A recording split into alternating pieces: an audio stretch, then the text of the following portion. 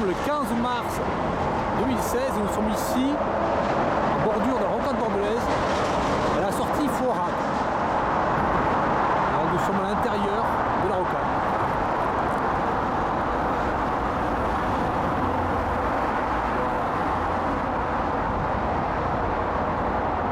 Il ne fait pas encore nuit. On s'aperçoit ici que beaucoup de lampadaires sont allumés. Alors on voit le soleil là qui n'est pas couché.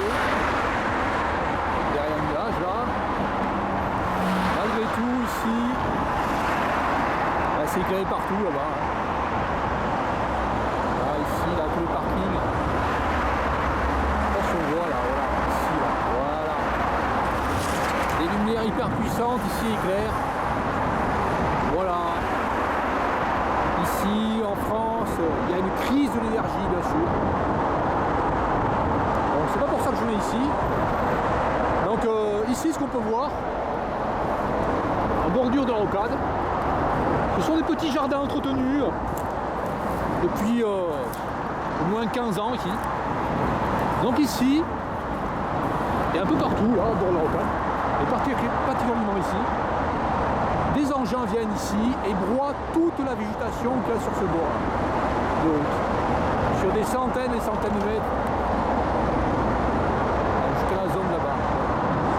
Donc ici, toutes les plantes qui sont autochtones, toutes les fleurs qui sortent comme ces centaurées là, vont être broyées quand elles seront en fleurs. Voilà. Et par contre, il laisse ici, bien ici toutes les plantes qui sont des plantes invasives, que sont ces herbes de la pampa ici. Donc ici il y a des allées d'herbes de la pampa soigneusement entretenues. Voilà. Ici nous sommes sur une réserve de graines d'herbes de la pampa. Voilà.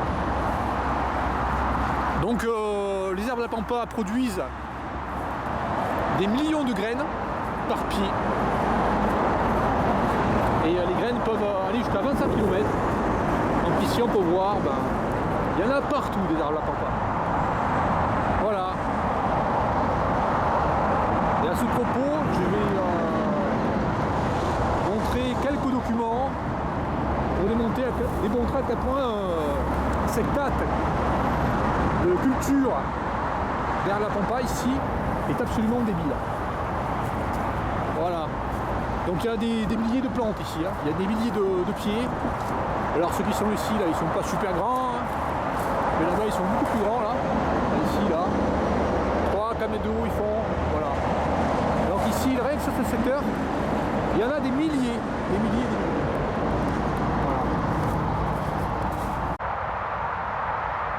Voilà, nous sommes à une centaine de mètres. De l'autre côté de la rocade, côté extérieur cette fois. Et nous étions tout à l'heure au pied là de ce pont. Donc nous voyons Foirac, la Sauille, Bordeaux-Centre, etc. Et nous sommes ici de ce côté, pareil. Alors nous avons des centaines de mètres là, plusieurs hectares. Il y a des centaines, enfin des milliers d'herbes de la pampa ici qui sont bien évités par les engins.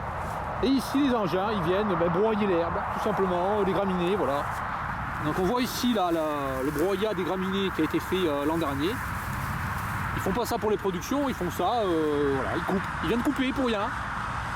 Annuellement ici ils coupent, voilà. Donc ils coupent tout ce qui peut être intéressant pour la biodiversité, toutes les fleurs, tout ce qui permettrait à des abeilles de butiner. Tout ce qui permettra à des papillons de trouver des plantes hautes, tout ça ils détruisent tout. Voilà. Nous avons ici une centaurée encore qui sera coupée quand elle sera en fleurs. Et ici là il y a quelques quarts d'air qui sont encore ici. On voit une là qui sont séchées ici là. Tout simplement parce qu'elles se trouvent au milieu en fait des herbes de la pampa. Voilà. Autrement toutes les quarts d'air qui pouvaient pousser ici là à cet endroit sont coupés, en fait, on ne peut pas pousser ici. Hein. Voilà, donc ici sur des hectares, ici ailleurs, autour de la rocade bordelaise, il y a une destruction énorme de la végétation naturelle. Et par contre, Par contre, tout ce qui est plantes invasives, telles que cette terre de la pampa ici, sont soigneusement, méticuleusement contournées par les engins. Voilà, voilà, on voit encore les tas là d'herbe. Donc ici, c'est pas fait pour être ramassé. Hein. Voilà, l'herbe est coupée, puis elle est laissée sur place. Là. Et ça depuis très longtemps. Hein. Ça fait 15 ans peut-être. Voilà. Donc ici, une culture d'herbe de la pampa. Alors qu'il est su depuis longtemps que c'est une plante invasive. Voilà. Voilà, au niveau du rond-point également, sur ce rond-point, des dizaines de grandes herbes de la pampa qui poussent et que personne ne coupe. Depuis des années et des années. Voilà. De ce côté, nous avons en direction la Traîne. Voilà, nous sommes au pied de ces herbes de la pampa. Ils sont tout à l'heure là, de ce côté là. Au niveau des poteaux. Donc là, nous avons une herbe de la pampa géante qui fait 4 mètres de hauteur. Hein. Voilà, et ce que je dis tout à l'heure se vérifie ici. Là, nous voyons que ici l'herbe a été coupée, hein. Elle a été broyée en fait, hein. C'est pas coupé, c'est broyé, voilà. Et voilà, donc il broie ici l'herbe. Et par contre, toutes les rangées d'herbes de la pampa sont laissées intactes ici.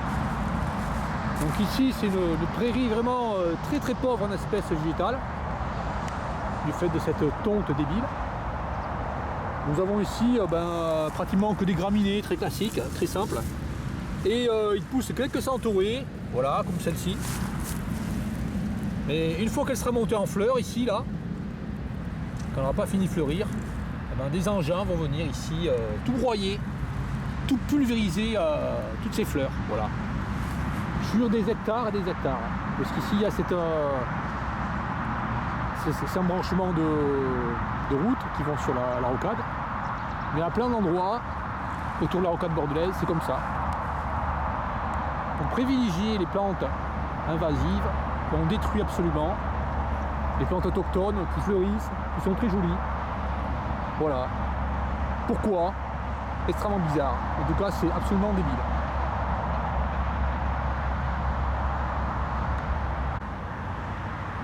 Voilà, nous étions là-bas tout à l'heure, à 50 mètres, le long de l'allée. Et là, nous voyons ici un pied de carder nanifié. Tout simplement parce qu'ils font que être coupés ici, les pieds de carder.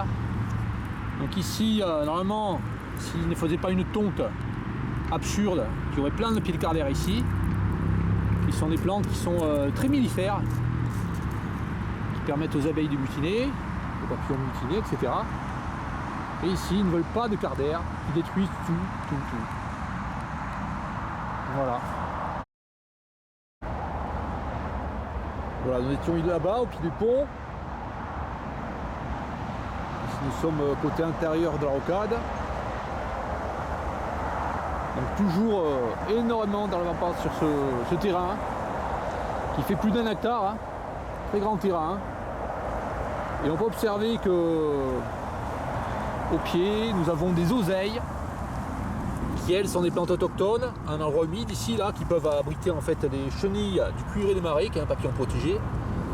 Ben, tous ces oseilles sont à un moment donné broyées. Donc ici il ne peut pas y avoir de vie d'insectes, il peut y avoir enfin ici il n'y a rien en fait. Voilà, et ici nous avons les cardères. Quand elles commencent quand elles poussent là en été ou à la fin de l'été là, elles sont broyées, elles sont coupées, voilà. Donc nous voyons ici les cardères pulvérisées là, voilà. Ce sont les fleurs, hein. Alors que les fleurs de cardère vraiment sont extrêmement mellifères. Donc ici vraiment ils détruisent tout là. Là nous avons une zone vide là dans le terrain. Là-bas c'est un peu plus sec. Ils détruisent toutes les zones de la prairie ici sauvage, pour privilégier uniquement les plantes invasives. Voilà, en fait ils font exactement le contraire de ce qu'ils devraient faire. Ils font n'importe quoi finalement. Voilà, donc cet été, en fin d'été là, ces herbes de la pampa ont fleuri, ont fait des graines qui se sont dispersées vraiment partout. Et il va y avoir encore des herbes de la pampa partout, enfin de plus en plus, voilà.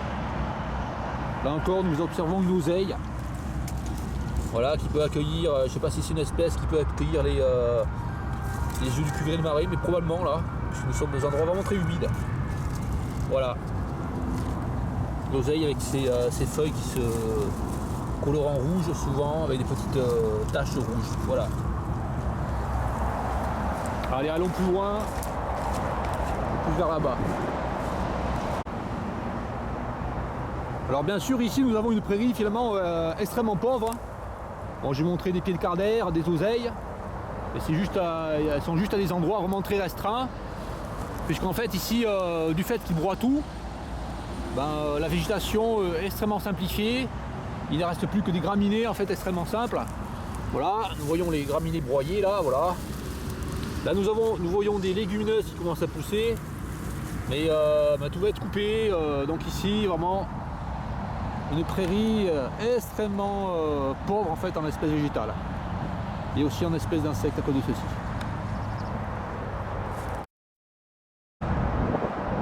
Voilà, nous étions à 300 mètres vers là-bas, vers la pente de la sortie Florac, et là nous dirigeons vers la sortie Bouliac. Voilà, et ici nous voyons un petit terrain, il n'a pas été broyé, il a été broyé mais il y a longtemps. Et nous voyons aussi que poussent des légumineuses avec des fleurs, voilà, naturellement. Et nous voyons que ce terrain est vraiment commence à être envahi par les herbes à pampa. Donc il y en a plein ici, plein de petites herbes à pampa. Je monte mon pied à côté là, voilà. Nous avons aussi des marguerites. Naturellement ici se trouvent des fleurs, voilà. Des véroniques ici là, des petites fleurs bleues. Également ces fleurs, la mauve, très particulière, voilà. Je montre ma main à côté. Et à côté, ben, des herbes à pampa qui commencent à pousser là, qui vont remplacer la végétation sauvage ici. Voilà. Là nous avons du plantain aussi, qui est une plante haute. Une minuscule plantain, voilà, nous avons une végétation sauvage ici intéressante. Et nous voyons un peu plus loin ce que font nos autorités ici. Voilà, les autorités considèrent qu'ici, bah, il faut venir faire des pelouses. Des pelouses avec plein d'employés qui viennent ici avec des tondeuses tondre. Là, derrière ce rond-point, là, derrière ce talus. En fait, personne ne voit cet endroit. Personne ne peut voir cet endroit. Là, je monte sur le talus là. Et en fait, c'est abrité par des plantes ornementales, voilà. Donc ici, des gens travaillent ici pour rien finalement. C'est stupide ici de faire ça. Ça peut être là pour un parc, dans un parc où les gens viennent pique-niquer, mais là c'est vraiment stupide. Hein. Nous sommes à côté de la rocade. L'air n'est pas très respirable ici. Quand je respire au bout d'un moment, ça me racle la gorge ici. Voilà, ils considèrent aussi les gens, enfin ceux qui s'occupent des lieux ici, c'est qu'il faut mettre des bâches plastiques ici partout, voilà, comme ici. Voilà, en fait moi je trouve ça affreux. Voilà. Donc ici, peut être un hectare transformé en pelouse, juste à 20 mètres de la rocade. Voilà, mais bien évidemment personne ne vient ici jouer. Hein. Ça peut être un lieu de jeu ici, hein. C'est stupide, absolument stupide. Et des massifs comme ça, très nombreux, pour rien. Nous étions là-bas, 300 mètres après là, au pont de la sortie Florac. Là nous dirigeons dans le pont de la sortie Bouliac. Voilà, vers là-bas. À 100 mètres, enfin à 200 mètres environ, voilà. Florac, Bouliac. Donc ici, là, nous avons une rivière qui passe. Il va se jeter la Garonne à quelques centaines de mètres là-bas. Voilà. Et on peut s'apercevoir qu'ici, des sommes considérables d'argent sont dépensées ici pour broyer la végétation naturelle qu'il y a sur les bords de cette rivière. Donc c'est grand là, c'est de la rivière là jusqu'à la petite route, là, il y a 5 mètres. Donc, ici, destruction énorme des plantes autochtones. Nous sommes le 16 mars. Donc ici il devrait y avoir des fleurs sur le bord là, mais il n'y a rien puisqu'ici ils ont broyé les salicaires, ils ont broyé le poitor chambrine, les roseaux. Donc ici vraiment ils détruisent tout ce qu'il peut y avoir. Sauf en fait l'herbe la pampa qui laisse vraiment intacte au bord de la rocade bordelaise. Voilà. Et nous allons maintenant un peu plus vers là-bas. Nous allons nous trouver au pied de la sortie Bouliac. Voilà, nous arrivons au rond-point de la sortie Bouliac. Donc ici nous voyons une végétation sauvage à côté du rond-point. Voilà, nous voyons des centauées. Donc ici bon il y a des centauées mais c'est assez. Enfin normalement il ne doit pas y avoir des centauées comme ça en fleurs. Il y a les centauées parce qu'en fait ils ont perturbé ici le milieu. Les centauées ont repoussé. Et elles sont en fleurs à ce moment là. Bon, en fait ici dans chaque portion de terrain là, chaque petite portion derrière les rochers que l'on voit là, de ce côté, est broyée au printemps, en hiver, en été ou à l'automne, n'importe quand. Ils font que broyer ces végétations au bord des routes pour rien. Voyons ici qu'il y a des marguerites. Bon, c'est pas souvent en fait qu'on voit des marguerites ici, parce qu'en fait là généralement elles sont broyées. Voilà. Ici des centaurées, ici un pissenlit. Voilà. Donc ici je viens filmer à cet endroit exprès là. Ben, pour montrer ce qu'est devenu cet endroit. Nous avons des chardons aussi là. D'énormes chardons là. Par rapport à nous. Voilà. Je viens filmer cet endroit puisqu'ici. En fait j'ai déjà fait un film exactement à cet endroit là. Juste ici là, à cette entrée là sur l'autoroute. Là, cette entrée là. Et j'avais filmé ici des orchidées bouc. Donc j'ai fait une vidéo qui se trouve sur internet dont le titre est Orchidée bouc à côté de Bordeaux. Voilà. Donc j'ai filmé ici le 31 mai le magnifique orchidée bouc là, juste là au niveau de ce talus là, au niveau du poteau là à peu près là. Et quelques temps après, avant que les aient fini, avant que les graines ne soient arrivées à maturité, ben, il était procédé ici à un broyage de toutes les bordures. Ce qui fait qu'on ne voit plus rien là, il n'y a plus rien de végétation de grande taille. On voit qu'ils ont carrément, ils sont allés jusqu'à racler la terre. Ben, ils ont vraiment broyé la végétation vraiment à 1000 mètres de hauteur. Voilà, donc c'est pas la peine d'aller voir là maintenant, c'est sûr qu'il n'y a pas d'orchidée, il n'y en aura pas. Ils auront fait un autre broyage aussi, je pense que c'est en novembre ou en décembre, donc au moment où les orchidées commençaient à avoir leur stade rosette. Donc là s'il y avait eu des orchidées, là, ben, elles ont toutes été détruites. Voilà. Voilà, nous étions là-bas à 200 mètres, 300 mètres à peu près. Et là c'était Bouliac, et là nous revenons vers la sortie Florac, sans passer par la petite route là qui longe la rocade, mais en coupant à travers un grand terrain vague là. Donc ici, aux frais du contribuable, aux frais des pauvres travailleurs français ici, ils broient chaque année là, ce terrain là, pour rien. Ce vaste terrain vague là qui fait plusieurs hectares. Donc ici on voit les roseaux qui sont tout nanifiés, qui sont tout petits. Et là j'ai filmé les roseaux parce qu'en fait ceux qui sont vraiment ceux qui trouvent Césaire la pampa belle, enfin c'est stupide hein. Là c'est ce que nous voyons ici là. Avec ces plumeaux là. Et en fait ici en France nous avons des plantes qui font des plumeaux aussi pareil, mais qui ne sont pas invasives. Ce sont les roseaux, tels que ceux-ci là. Voilà. Donc ici les roseaux, ils les coupent ici. Bon ici ils sont tout petits parce qu'ils ont été broyés. Normalement, bon ils font à peu près, ils font au minimum 1,50 m, hein, ils font 2 mètres en général, ces roseaux là. Voilà. Ici, quelques roseaux juste sur cette place là. Voilà. Et là il y a plein de graines qui s'envolent, mais cette fois c'est pas des graines qui iront envahir des terrains de manière très néfaste. Voilà.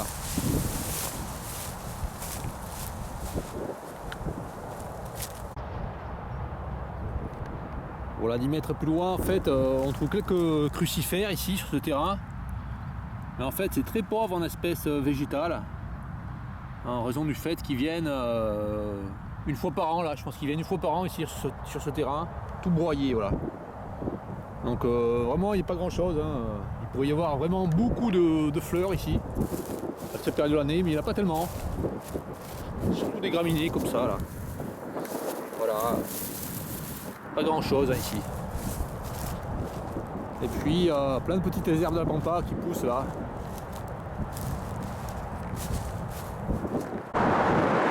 Voilà, retour sur le lieu du début de la vidéo. Là, on va commencer à voir ce qu'il y a ici, de l'autre côté là, de ce pont. Maintenant, nous voyons l'autre côté. Là, nous voyons en fait que c'est exactement pareil, voilà.